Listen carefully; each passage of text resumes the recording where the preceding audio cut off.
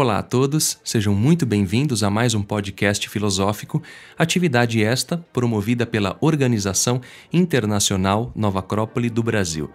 E para este podcast de hoje, que será feito em forma de diálogo, nós temos a presença do professor Tiago Grande, da Nova Acrópole Caxias do Sul, e também do Ibirá Barreto, da Nova Acrópole de Guarulhos. Sejam todos muito bem-vindos. Olá, Danilo. Olá, o Ibirá. É um prazer estar aqui compartilhando ideias e, sobretudo, compartilhando o amor pela sabedoria. Olá a todos. Para mim também uma grande honra estar novamente com vocês, principalmente na presença do Tiago Grande. Bem, pessoal, o tema que nós vamos abordar neste podcast de hoje, que será feito em forma de diálogo, vai ser a Academia de Platão. E um breve sumário para aqueles que nos ouvem, nós vamos falar sobre a fundação da academia, as principais ideias que eram desenvolvidas, não apenas nesse grande centro de estudos filosóficos, mas, sobretudo, nesse grande centro de formação humana da Grécia Antiga. Vamos falar também qual a sua importância social, qual o seu legado histórico, enfim, e muito mais sobre a Academia de Platão. Eu gostaria que vocês iniciassem falando justamente desse processo de nascimento da academia e também falassem da sua importância histórica. Olha, a Academia de Platão é uma das principais obras desse que talvez seja o principal filósofo do Ocidente.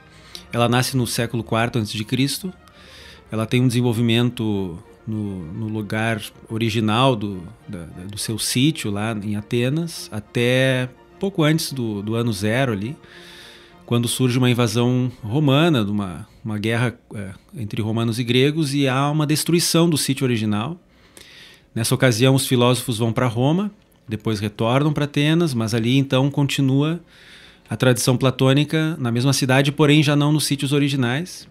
E lá no século VI d.C. é que, por ocasião de um decreto de Justiniano, os filósofos são expulsos da Europa e temos aí então um intervalo de praticamente 800 anos de uma escola cuja influência, ouso dizer, não é só em todo o Ocidente, mas em todo o pensamento mundial. Sim, e Platão vai partir de uma tradição filosófica. Ele era um grande admirador de Pitágoras. Na verdade, seria como uma espécie de discípulo póstumo.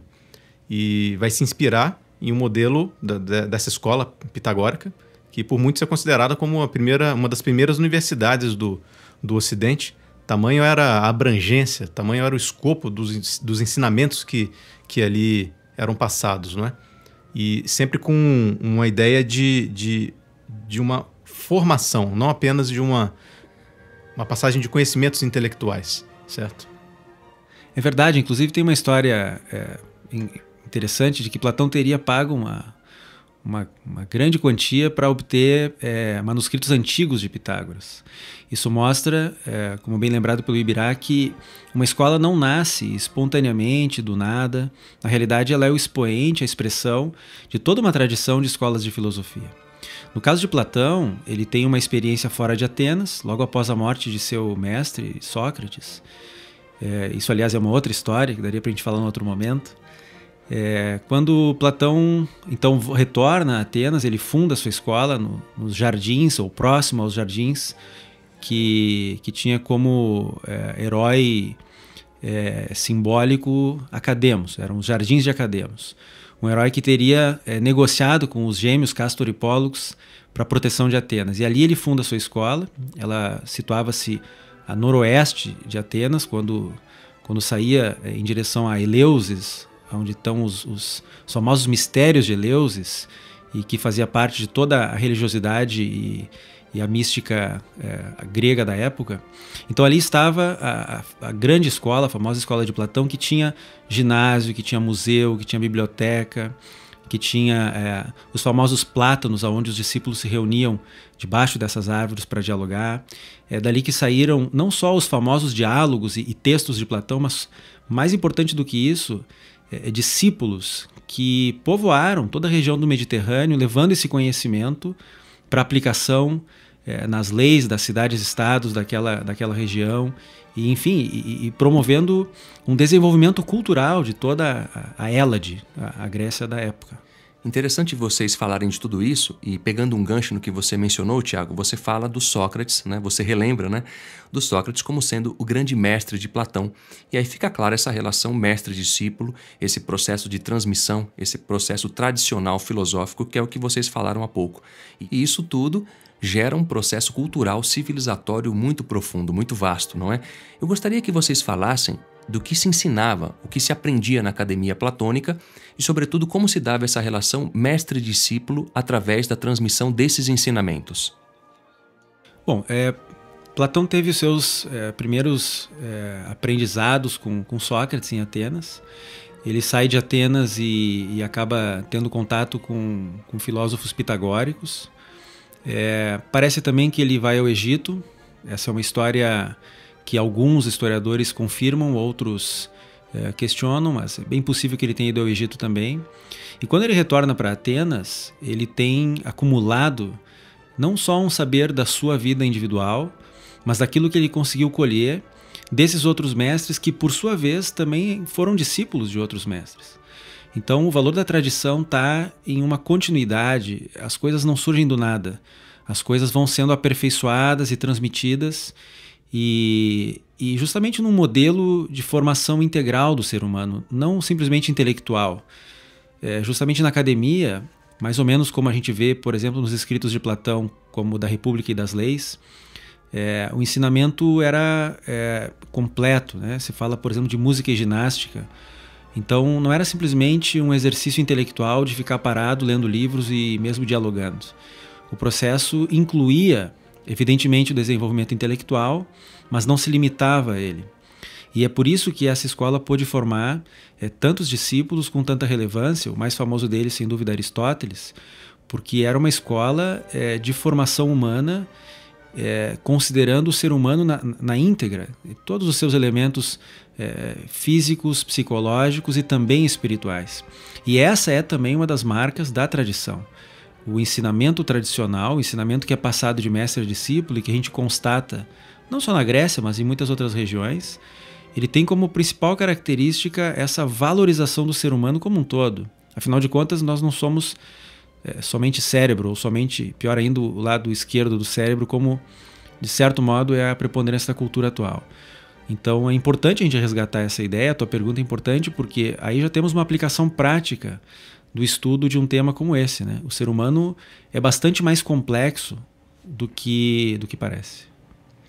Sim, nos dias atuais é até complicado, às vezes, explicar como era o sistema de ensino de uma escola dessas. Nós até utilizamos o termo escolas de filosofia à maneira clássica, porque tem justamente essa abrangência não só de se passar conhecimentos, mas parte muito de um sentido de moral, ou seja, de um ensinamento através do exemplo. Porque, no fundo, você só consegue realmente ensinar algo ou aprender algo através do exemplo. Então, eram bases sobre as quais essas escolas sempre se apoiaram. Ibirá, e sabe que uma coisa que é bastante interessante é o tema dos agrafa dogmata, que são os ensinamentos não escritos de Platão.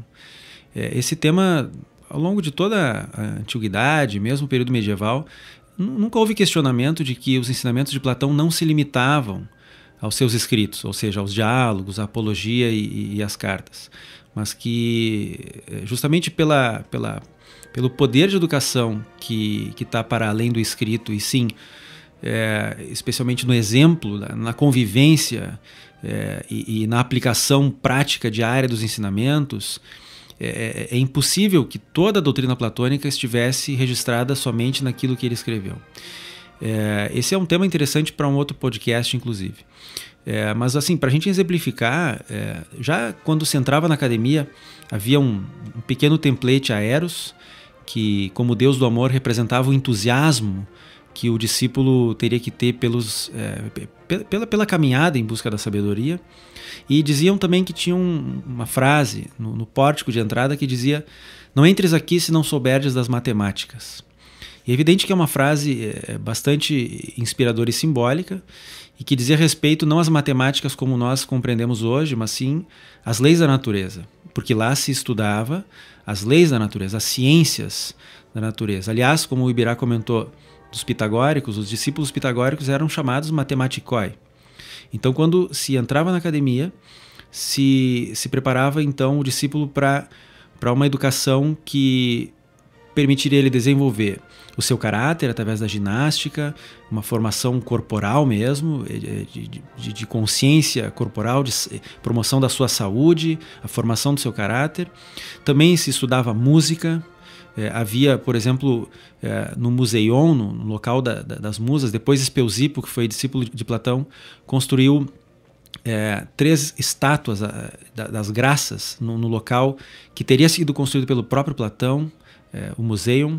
Então ali eles cantavam, eles estudavam não só o canto no seu sentido artístico, mas também ligado às matemáticas e o aspecto científico da música. Se estudava também sobre astronomia, e obviamente a famosa dialética, que ficou registrada no formato dos textos de Platão em diálogo, era também um exercício constante e a maneira de testar o conhecimento, digamos, que se acumulava através desses confrontos de ideias, né? Não eram confrontos de pessoas, eram confrontos de ideias, onde dialeticamente se buscava descortinar a verdade, digamos assim. E ao longo de 5, 10, 20 anos, o discípulo tinha lá acesso a um conhecimento de diferentes áreas e pela ciência, a arte e a formação física, psicológica e também espiritual, ganhava a condição de, por exemplo, voltar para a sua cidade para se tornar um governante, ou para ir para uma outra cidade, abrir uma outra escola de filosofia, ou simplesmente transmitir os ensinamentos dessa tradição pelo seu exemplo ao longo da sua vida. Interessante, Tiago, essa ideia dos membros da academia voltarem para a sociedade e darem um aporte, né? Você teria como falar um pouquinho mais sobre isso? É bem interessante esse aspecto. Exatamente isso que eu ia perguntar agora. Pegando o gancho no que o Ibirá antecipou, eu gostaria que você falasse desse processo posterior, ou seja, depois que o sujeito estudava na academia platônica, que ele se formava, ou que ele tinha essa formação, esse tempo de estudo, como se dava essa aplicação prática desses ensinamentos no meio social? Porque a academia não era um mosteiro, não era um local onde monges ficavam lá alheios ao que acontecia no resto do mundo. De fato, os platônicos eram consultados pelos legisladores das cidades-estados. Há registros disso, inclusive há um registro de um discípulo de Platão chamado Eufraio, que teria ido à corte do rei Pérdicas, na Macedônia, por ocasião de uma solicitação que o próprio Pérdicas teria feito a Platão para ajudá-lo na redação e no aprimoramento das leis da sua cidade, no desenvolvimento do sistema educacional lá. Então vejam que coisa interessante, porque além de uma influência direta de Aristóteles, discípulo de Platão, com Alexandre, a gente tem até uma influência anterior ao impulso macedônico, registrado, por exemplo, aí na carta número 5 de Platão. Isso está registrado na carta número 5 de Platão. E sabe-se que essa consulta, esse aconselhamento que os platônicos, na pessoa do próprio Platão e dos seus discípulos também, davam para os governantes das outras localidades, essa é uma importância muito relevante e pouco falada a respeito da academia. E muitos discípulos também eram príncipes, né? eram sucessores de dirigentes da região do Mediterrâneo, e iam para a escola, permaneciam ao longo de alguns anos, de um tempo, preparavam-se para, quando voltar à sua cidade, assumir então postos de governo, de postos públicos. Então a academia não era um local que ficava, digamos, alienado ao que acontecia no mundo, mas a sua maneira tinha uma influência política constante. E se a gente toma a história da escola, não só no período de Platão, mas dos seus sucessores, os escolarcas, inclusive no período depois no Império Romano, em Atenas, não mais nos sítios originais, mas ainda em Atenas, a gente vê que esses 800 anos de história legaram para nós um modelo educacional, legaram para nós uma cultura, textos e referências de uma doutrina, E vejam que algo que é difícil da gente estudar, mas que dá para imaginar, uma contribuição direta dessas pessoas que lá estudavam e que no seu dia a dia, individualmente ou até mesmo em cargos públicos, acabavam levando esses ensinamentos a uma aplicação prática cotidiana. O Ibirá comentou do termo filosofia à maneira clássica, que é um termo muito caro para nós na Nova Acrópole. É justamente disso que se trata. A filosofia não como um exercício meramente de pesquisa ou de desenvolvimento de teorias, mas um exercício que possa contribuir para a vida das pessoas individualmente e coletivamente. E isso acontecia na academia. A academia é um expoente sociopolítico também. Interessante você colocar essa questão, Tiago, porque fica claro a importância da filosofia nesse processo. E dentro disso, eu gostaria que vocês falassem agora da importância, da filosofia nesse processo formativo do ser humano. Porque você falou há pouco da filosofia à maneira clássica. E isso pode nos remeter justamente não apenas à escola platônica, mas também às escolas tradicionais de filosofia de um modo geral. Portanto, qual a importância desse processo educacional filosófico formativo nesse momento atual? Olha, por contraposição, a gente pode se perguntar onde que estão as escolas de formação dos grandes políticos hoje. Infelizmente, a gente não encontra um modelo equivalente tal qual era praticado na academia. Quer dizer, seria muito oportuno a gente imaginar que todo ser humano que queira assumir uma função pública, um cargo público, e também, por que não, um dirigente de uma instituição privada, tivesse antes de se responsabilizar pela vida dos outros, antes de se responsabilizar pelos recursos alheios, públicos ou privados, ele tivesse, primeiro, uma formação ético-moral, que ele tivesse, como dizia Platão, primeiro a condição de governar a si mesmo, antes de governar os demais. Ou seja, a academia era uma escola de liderança.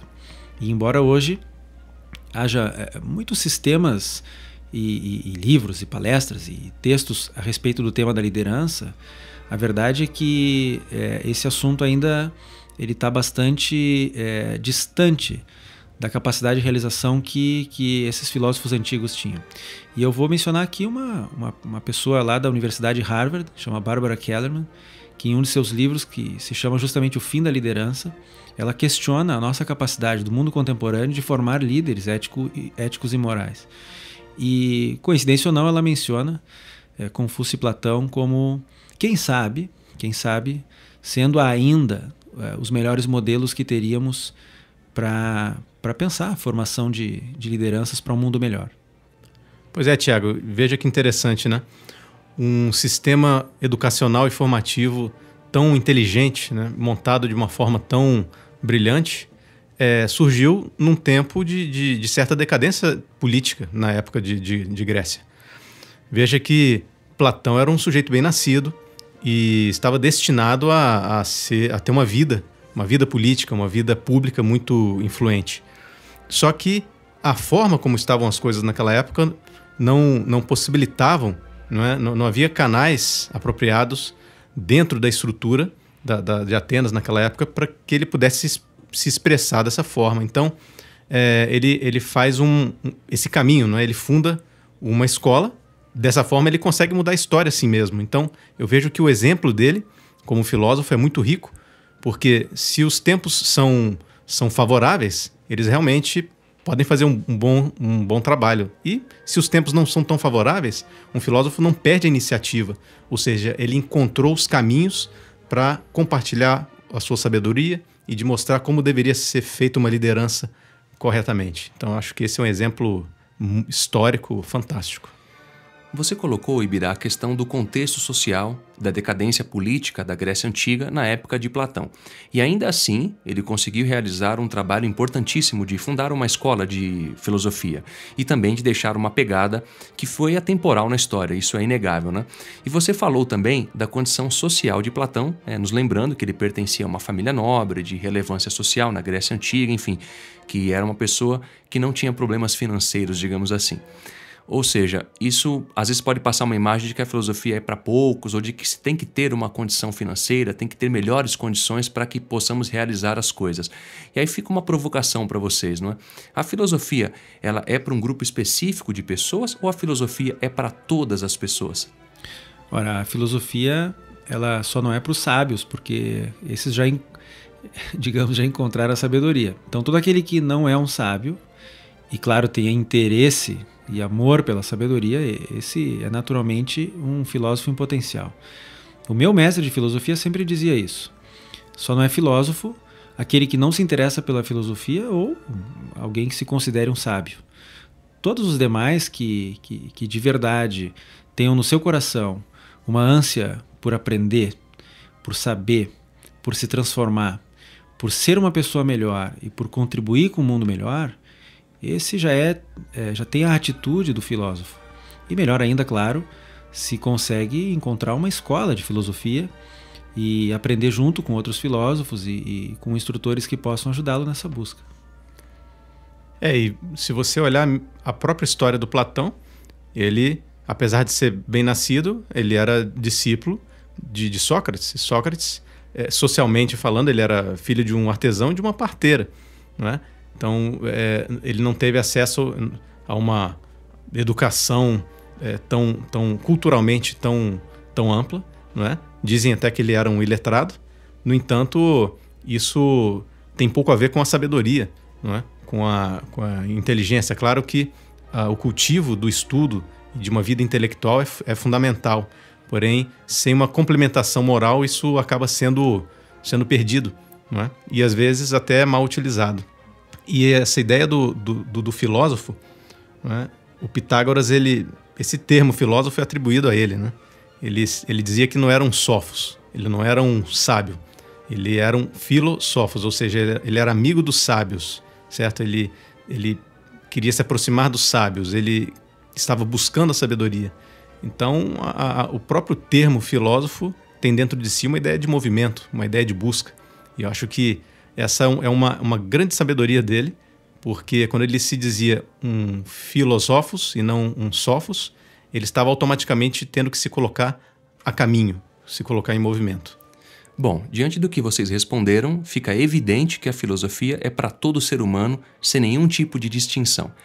E apenas lembrando o que nós abordamos no diálogo de hoje, não é? Nesse podcast, nós falamos sobre a Academia de Platão, falamos sobre a sua fundação, as principais ideias, a sua importância social e histórica e qual o legado que ela nos deixa até os dias atuais. E, claro, falamos também sobre o fundador Platão. Para encerrar, eu gostaria que vocês falassem se é possível viver a filosofia hoje e se é possível também viver estas ideias que nós abordamos nos dias atuais.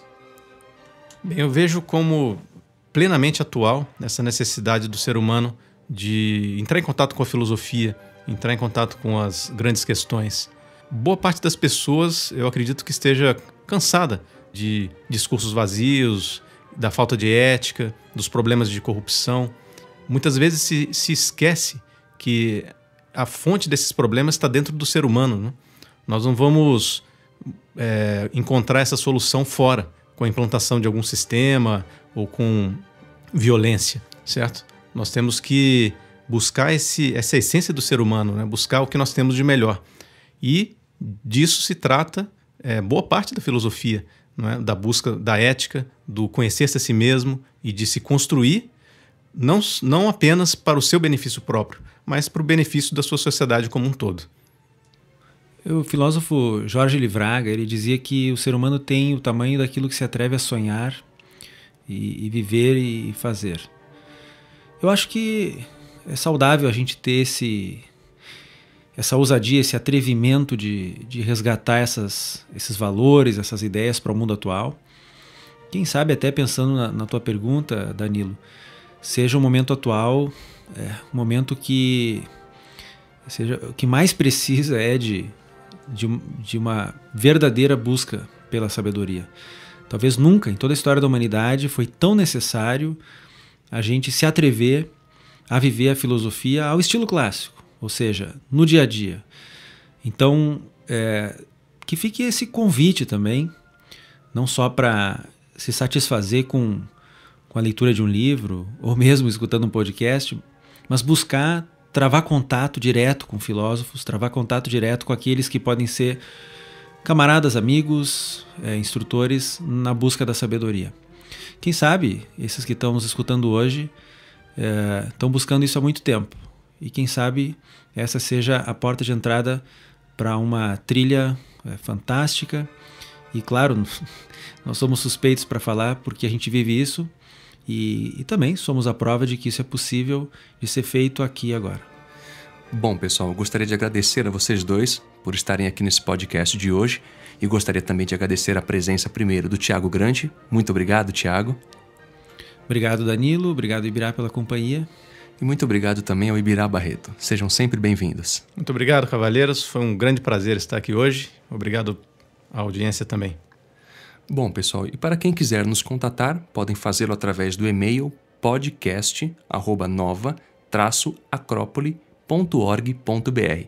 E para quem quiser saber mais sobre a Nova Acrópole, Escola de Filosofia à Maneira Clássica, podem fazê-lo através do site www.nova-acrópole.org.br.